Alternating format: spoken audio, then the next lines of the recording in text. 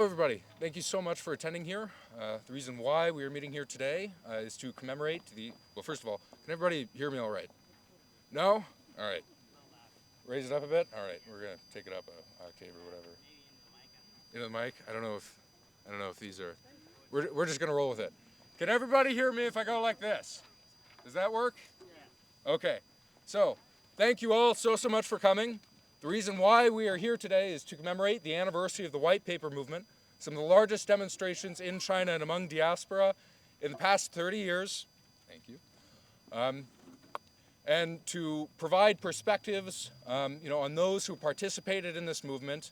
We're having organizers from this area, which itself was a hotspot of activism along the East Coast and the whole of the United States among overseas Chinese diaspora, particularly students and young people, for whom this was their political awakening. And joining us additionally, we have perspectives ranging from college Democrats and college Republicans, as well as progressive student unions from across the area, and representing other groups nationally, including College Democrats of America and the CRNC. Beyond that, we have representatives of other communities that are impacted and repressed by the Chinese Communist Party, including representatives of the Tibetan, Uyghur, and Hong Konger communities. With that in mind, it seems only appropriate to start and to kick this off by beginning with one of the perspectives of someone who participated in this movement, a student who flew down from, a young Chinese person, who flew down from Boston actually to join us today, who saw this as, in some respects, the culmination of an awakening that began long ago. So with that in mind, I would like to turn it over to Leslie, who would be providing some remarks on her experiences in the White Paper movement and some reflections on what it was, what led to it, and where we go from here. Thank you. Thank you so much. I'm sorry about thank you. Sorry for the hat and the face mask because I have family members back in China, and I'm really afraid of the transnational repression, and I could not afford to give them more uneasiness because I show my face and speak so publicly about the White Paper movement.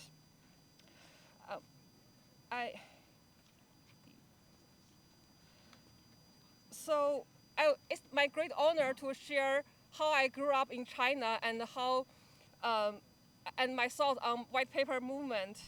I was born after Tiananmen massacre. Tiananmen protest and massacre inspired the pro-democratic fighters overseas. However, inside China, it actually inspired the Chinese government to hold a tighter grip over young people and college students. For example, after the protests, the military training was immediately enhanced in Peking universities and the Fudan universities, which played a leading role in Tiananmen protests. And over the years, the institutionalized military training was happening all over China. Like many other young people in mainland China, I had no choice but spend days and weeks every other few years for this stupid military training. It was a nationalism accord, consists of endless and tedious obedience training. We stand in lines and march, and hopefully synchronize with everyone else, robotically and perfectly. It is repeated again and again until you feel numb to feel that it is okay to obey the order without a second thought. And like all the other accords, it have to have some human sacrifice. So at the end of the college military training, all the students with top academia performance have to start their process to join the CCP. And this is exactly how I become a CCP member. Whatever the Chinese government permits when they try to join the World Trade Organization, the institutional and the systematic brainwashing and the censorship of young people have never stopped. The Chinese government hopes it could prevent another large-scale protest. However, last year, amid the nationwide humanitarian disasters caused by zero-COVID lockdowns, students and young professionals all over China and across the sea who were told to be obedient and loyal to the CCP chose to stand up and chanting Xi Jinping step down, CCP step down. I was in the US at that time. I pasted flyers supporting the movement and tried to raise awareness among my co-workers.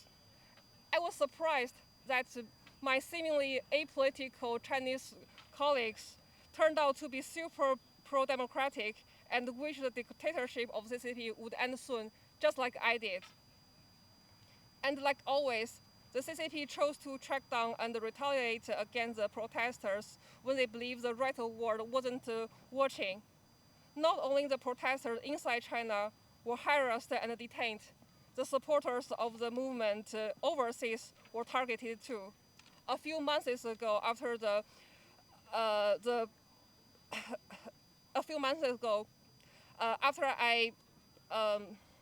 my family back in China were harassed by police because I wrote essays to support Peng Lifa and speak against Xi Jinping. My friends were forced to delete their Twitter account because they themselves or their family members were harassed and threatened.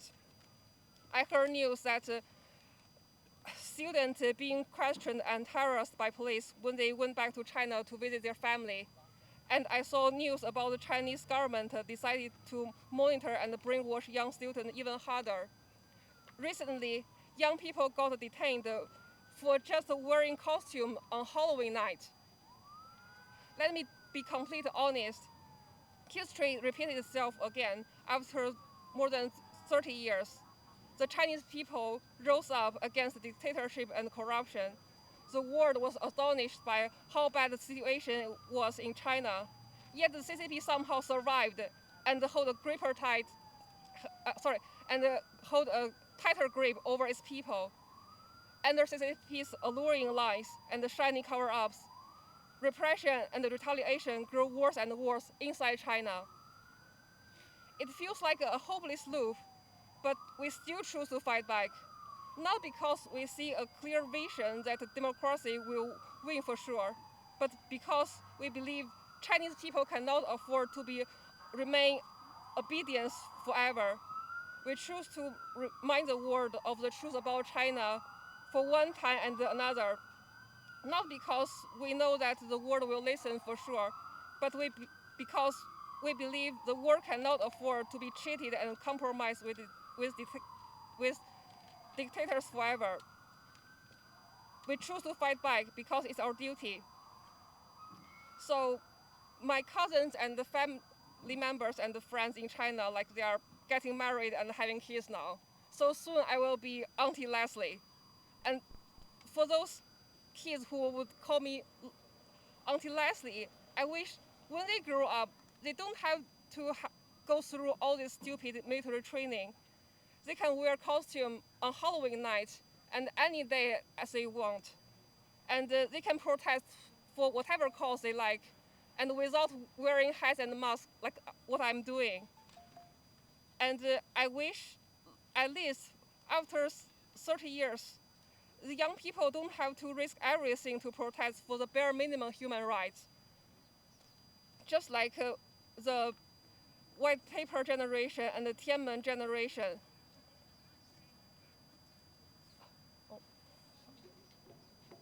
So how likely will my wishes come true? Honestly, I don't know.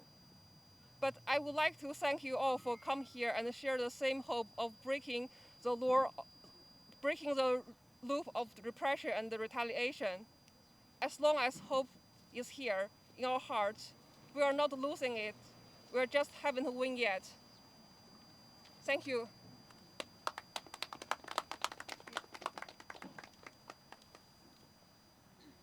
Thank you very much for that, Leslie. Next, our speaker will be Anna Kwok, representing the Hong Kongese community. She herself has been the target of severe transnational repression by the Chinese Communist Party. She's had a lot of experience with the same things that many Chinese themselves are going through in the aftermath of the white paper movement. And she's providing some statements, or excuse me, some remarks of solidarity and some reflections, which address these sorts of things. So with that, Anna, thank you so much. Hi everyone, I'm Anna Kwok and I'm the Executive Director of the Hong Kong Democracy Council. Today in front of the US Capitol, we remember the 1-year anniversary of the white paper movement that shocked the entire world. For today's remark, I'm actually going to give a more authentic account of how I, as a Hong Konger, navigated the white paper movement. A year ago, when Hong Kongers witnessed the white paper movement on social media and news media around the world, we were met with complex emotions. On one hand, we understood the helplessness and hopelessness of standing on the streets with your bare arms and your bodies against brutal police forces. But on the other hand, we cannot help but recall the ongoing campaigns from the Hong Kong government to always erase our identity of being Hong Kongers. They have always rejected our core sense of being and forced us to identify ourselves as Chinese. The propaganda campaigns that have worsened over the years have created strong tension and almost a disconnection between the two identities and the two peoples. Hong Kongers are automatically perceived as the traitors or CIA agents by a lot of Chinese population around the world, while the Chinese people are automatically perceived as pro-Beijing supporters during the height of the 2019 Hong Kong movement. This ingrained impression, sold by the dictators, actually left me quite speechless when I saw hundreds of thousands of Chinese people taking to the streets last year. When the protests first started to take place, it was first started out as a protest against the COVID lockdown policies. At that time, I was quite surprised. But when it later emerged to a protest against the core fundamental reason of a failed government, a dictator, and an authoritarian regime, I was dumbfounded. This is something I could never have imagined 4 years ago during the 2019 pro-democracy movement in Hong Kong.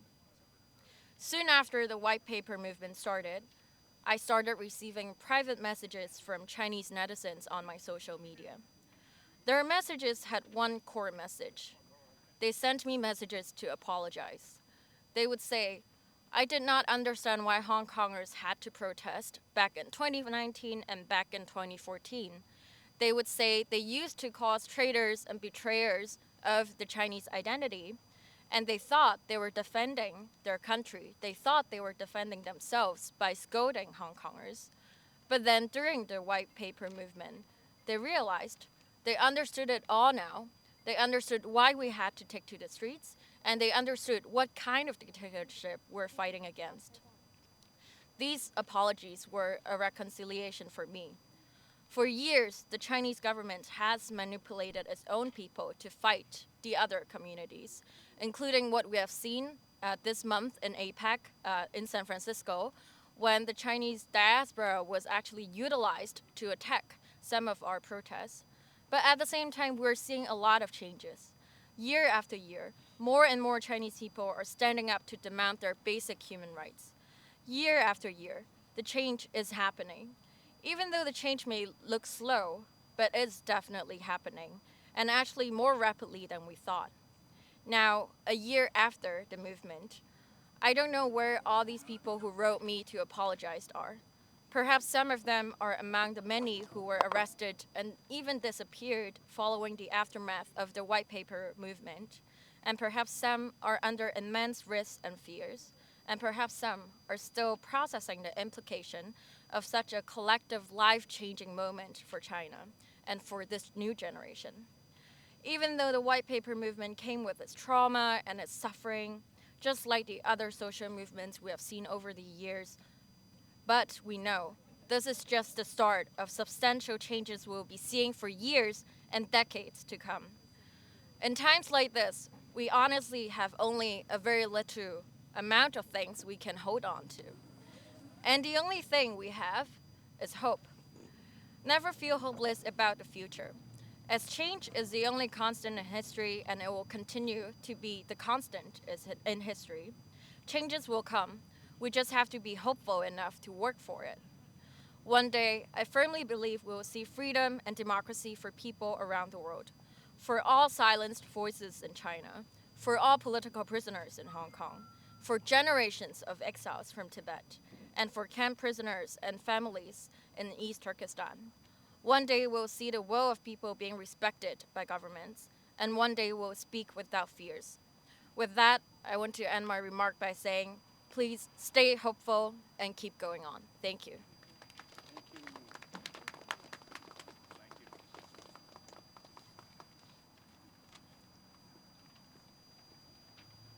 Thank you very much for that, Anna. So next, we are going to have a member of the GW College Democrats in their capacity representing college Democrats, from across DC.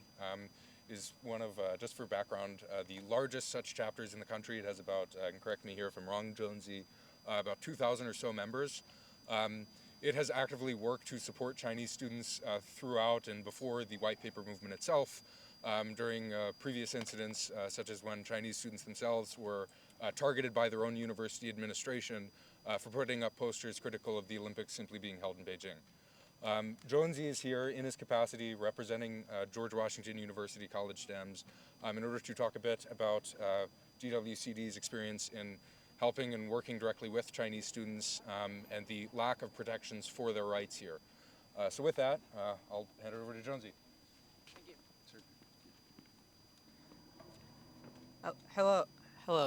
Hello. Good afternoon, everyone. I'm proud to stand in solidarity with each and everyone here, raising our voices against the strict zero-COVID policies enforced by the Chinese government.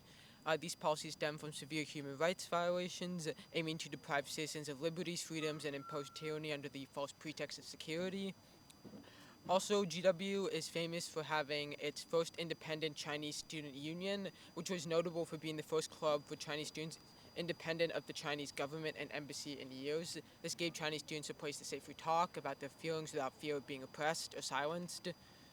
Going forward, these pieces of white paper that we use in our movement serve as a symbol of defiance to tyranny and our determination to ensure that we can all be free to express our own opinions and our own feelings. The George Washington University College Democrats joins all of you in advocating for justice and calling upon the international community to hold Chinese government officials accountable for these violations. We urge our representatives in Congress and leaders across the globe to address this issue and pressure the Chinese government to respect human rights while addressing public health concerns in the country. We refuse to accept the erosion of fundamental human rights that has been seen. We refuse to stand idly by while individuals are unjustly detained, information is censored, and voices are suppressed. The zero-COVID policy disproportionately impacted the lives of many, depriving them of their livelihoods and basic freedoms. One of the primary organizations that was deprived of their freedom and basic liberties was Chinese student unions and their ability to freely share their thoughts and opinions without fear of being suppressed by their own government. Our presence here today is a testimony to our commitment to defending human rights and demanding accountability from those who we elected to serve us. Serving at GW, I also serve on the Student Association's Finance Committee, and we've done ample work to fund money to Asian student associations so they can have group talks and discussions about their own backgrounds, their own histories, and what they can do to give money and support to those who are fleeing oppression and those who want to live a safe and peaceful life. Thank you all for joining us in this critical cause. Together, let us continue to amplify our voices until the rights of all individuals are respected and upheld. Thank you.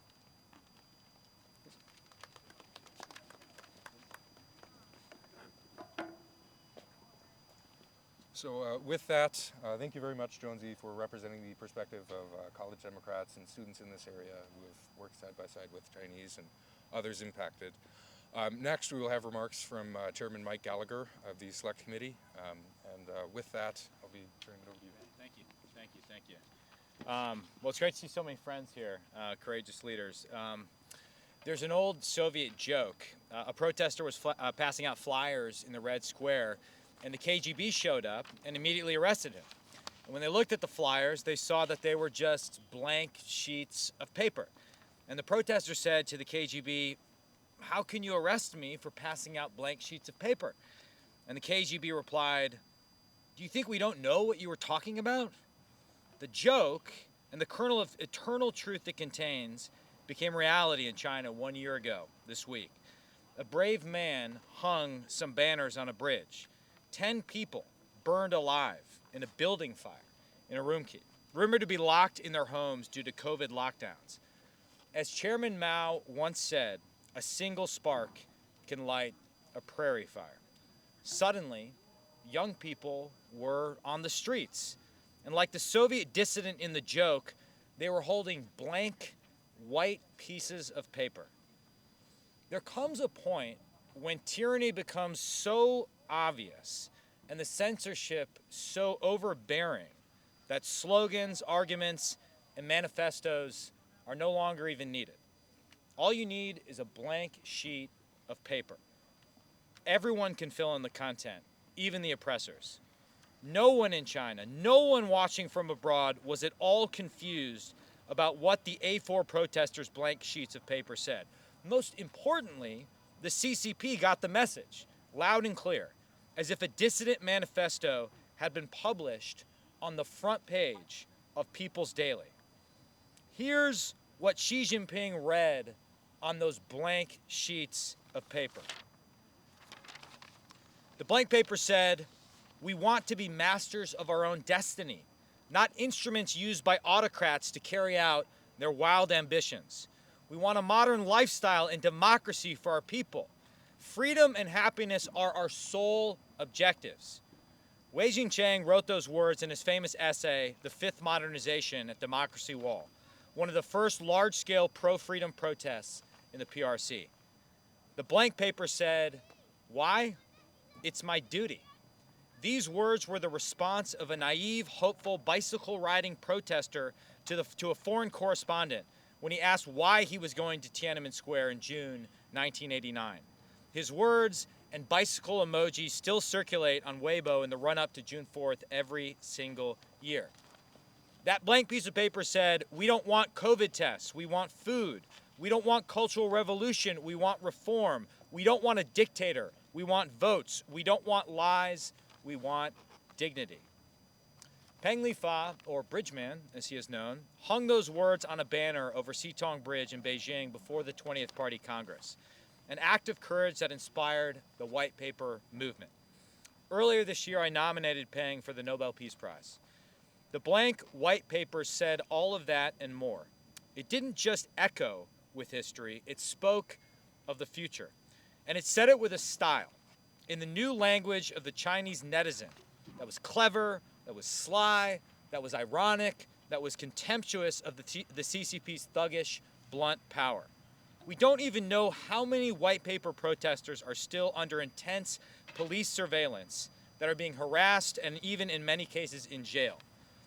But here are some names: Li Kongming, Wu Yaonan, Li Yi, Tai Young Lao Mo, Zhao Mukar, Da Qing, Della, Gu Sungju Ma, Kumir Waita, Xin Sheng, Li Chaoran, Qin Chao. And for those who criticize my pronunciation, I actually practiced that, so give me a little bit of grace on that. I just want to say that the CECC does great work tracking these cases and advocating for their release. And the work is absolutely essential, and I'm proud to get to know the great leaders in the organization. The Soviet dissident Alexander Solzhenitsyn said, "To stand up for truth is nothing. For truth, you must sit in jail." So it's easy for here as members of Congress, as Americans, to stand up for truth and think we are courageous, but we are not. The real brave ones are Peng Lifa and the white paper protesters who are sitting in jail for a simple truth. The truth was printed on their blank pieces of paper as surely as if they had big character posters, that Chinese people want and deserve freedom. That simple truth is what brings us here today. Chinese people, like all of us, want freedom. Chinese people, like all of us, deserve freedom. And as we say on the Select Committee on the CCP, freedom is the victor. Thank you very much. Appreciate it. Thank you. Oh, how are you? Good to see you, by the way. Thank you. So thank you for nominating Peng Lifa for Nobel Peace Prize. This is what we made. Fantastic. a gift for you. Oh, wow. Yeah. Oh, great. Thank you so much. Glad We'll to- proudly hang it in our committee Yeah, office. please. This Yeah. is fantastic. So get a picture.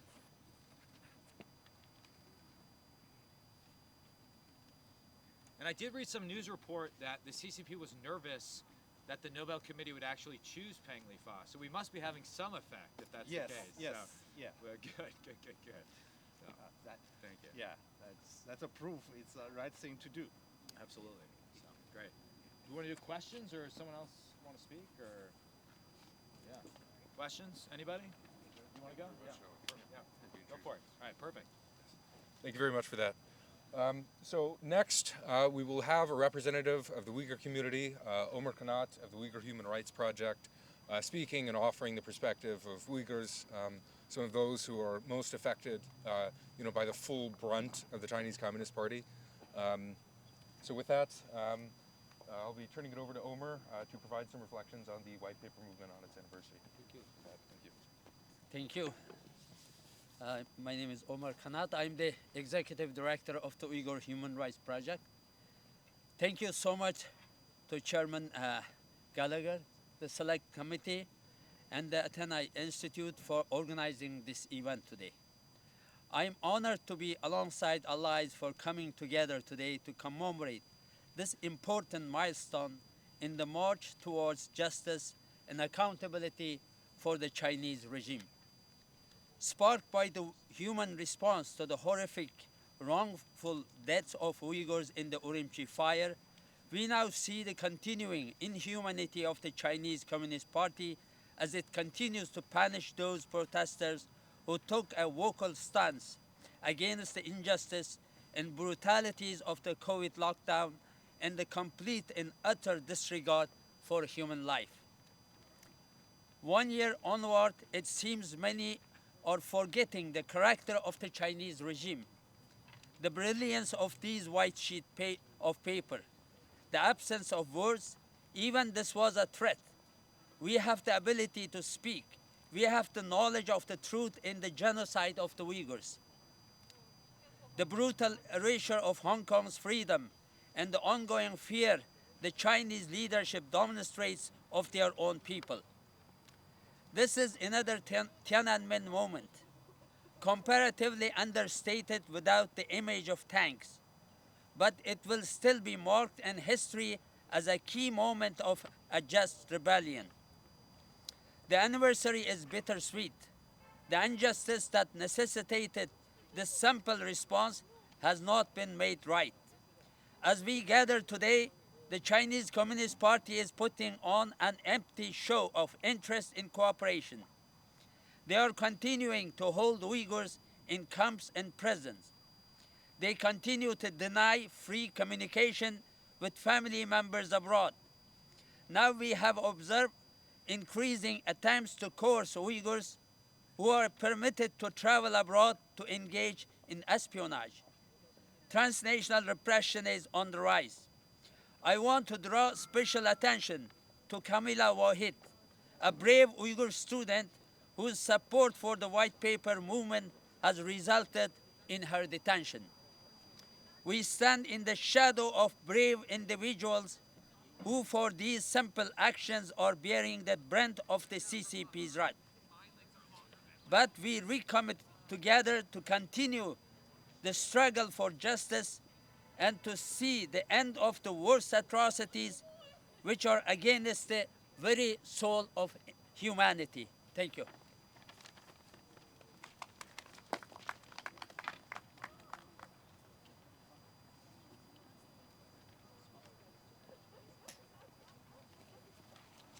Thank you very much for that, Omar. So for our final remarks for today, before we turn it over to a poetry reading and then some final photos and that sort of thing, I would like to introduce Zhou Fengsuo, who is one of the leaders at Tiananmen, who has been a great leader within the democracy movement in China for the past 30-odd years now. So with that, I'd like to turn it over to you. Thank you all for coming today. I'm Zhou Fengsuo, Executive Director of Human Rights in China. We are proud to be a sponsor of today's event in conjunction with Uyghur Human Rights Project, Free Uyghur Now, and Athenai Institute. I just came back from Paris and London because there are similar events there. And in fact, there are events in Tokyo, in Los Angeles, in San Francisco Bay Area, in Toronto, in New York City, in Boston, everywhere. Why? Because what happened a year ago. We are here because more than 10 Uyghur people were burned to death in their own homes because of CCP's senseless zero COVID policy. We are here because in Shanghai, the most prosperous city in the world, the middle class for the first time realized that they have no freedom, even though when they are hungry, they cannot cry out, they cannot be heard. That's why unknown number of people were starved to death in Shanghai. And guess what? The leader of Shanghai was promoted because he was so loyal in following Xi Jinping's order, this inhuman, strict order of zero COVID. For the first time in history, after 1989, Chinese people who benefited from the economic development realized that their life, their property means nothing if there's no freedom. It's also important to remember that for a long time, United States and other democratic countries ignored the human rights situations in China because it's not their problem. It's Chinese people who are suffering. But the pandemic reminded the world that a China without freedom means a disaster for the world. If CCP is in power, that will happen again. We are here because for the first time after 1989, there was such large protest in many cities in China. It was the first time that end CCP was shouted out, reverberated in China. As a survivor of Tiananmen massacre, I was in tears when I heard end CCP from the young people in New York City. I realized there's a hope for a free China. And that's why we need to remember today. We are here because Camille Waiti is in prison. She was sentenced to 3 years in prison simply for posting a video about the protest. Largely because she is a Uyghur, she was sentenced to 3 years in prison.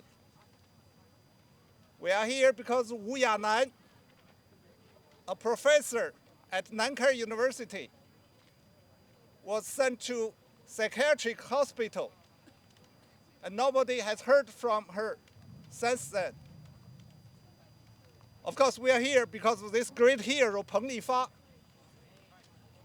He started this revolution on Sitong Bridge with smoke, with loudspeaker.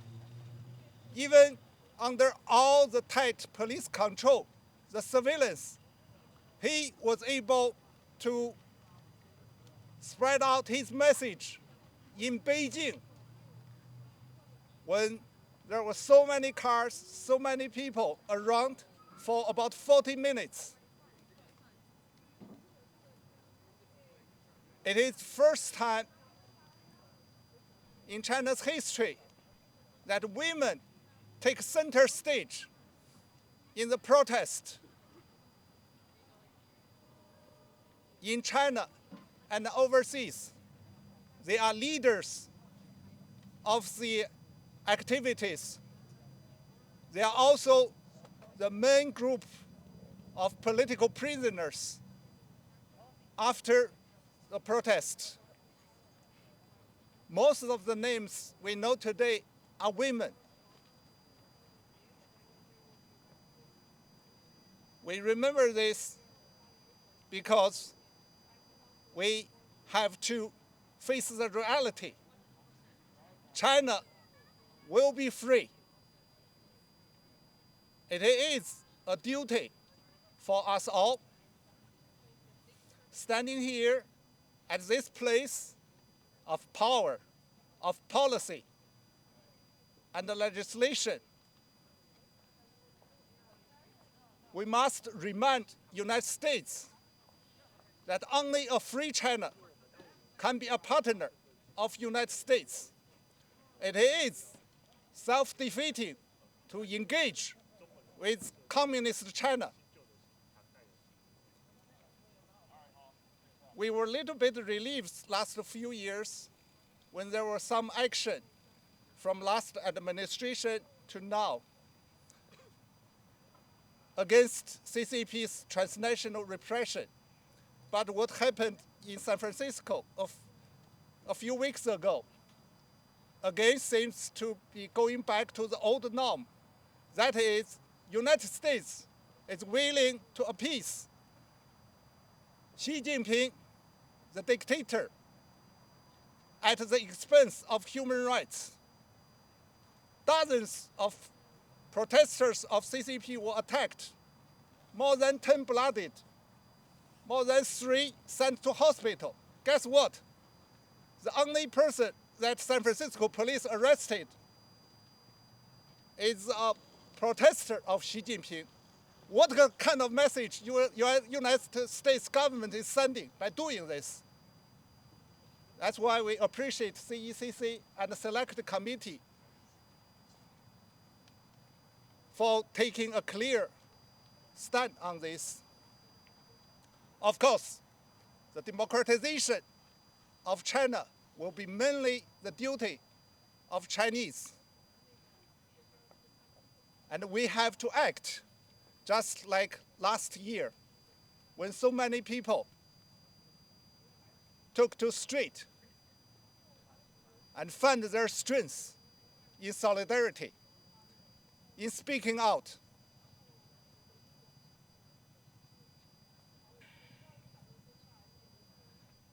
For those who are still suffering, we respect you. We remember you. Even for those who are disheartened, disillusioned, and want to stay away, we appreciate your contribution. You did nothing wrong. But it's an honor to stay on this narrow path. China will be free. Thank you.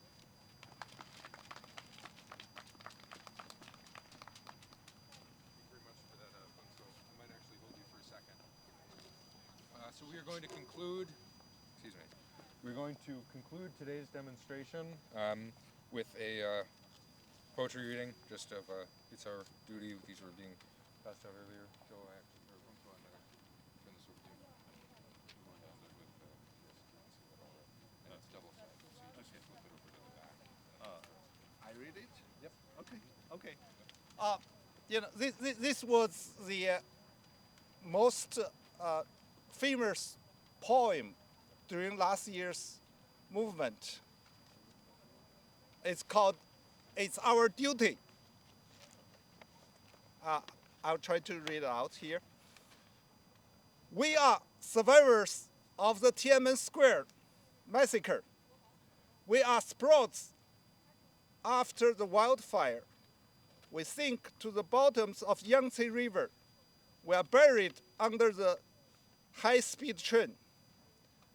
We have exterior motives on the quarantine, but hiding for the death in Guizhou. We attempted to destabilize in the quarantine quarters when there's fire in Urumqi. We are the country migrant workers struggling in city properties. We are the foreign forces scheming for our demise in the dark. We are the Hong Kongers who lost their homes. We are the Uyghurs who lost their freedom. We are Tibetans who died in self-immolation. We are Liu Xiaobo. We are Yihan Tuti. We are Liu Xianbin. We are Chen Wei. We are Cao Shunli. We are Li Wangyang. We are Sun Zhigang. We are Lei Yang. We are Yang Jia. We are Wu Gan. We are Gao Yushan. We are Xu Zhiyong. We are Ai Xiaoming. We are Kong Yanding. We are Lu Yuyu. We are Ye Haiyan. We are Gao Zhisheng. We are Yu Wensheng. We are Xia Ling. We are Wang Yu. We are Li Heping. We are Wang Qiaoling. We are Zhang Zhan. We are Huang Simin. We are Li Mingzhe. We are Gui Minghai. We are Gao Yaojie. We are Jiang Yanyong. We are Li Wenliang. We are Peng Lifa. We are tens of millions of voiceless. We are the Omicron-infected quarantining in the countless quarantine shelters. We are free in chains. We are the deleted voices. We are the expelled conscience. We reply to this is our last generation to the threat that it will affect you 3 generations down the road if you do not cooperate with CCP. We repeatedly violate do not unless it's absolute must. We cannot. We don't understand. We disagree. We stood before the tank. We stood on Sitong Bridge. And we continue to stand up to all bearing down on us because it's our duty. Thank you.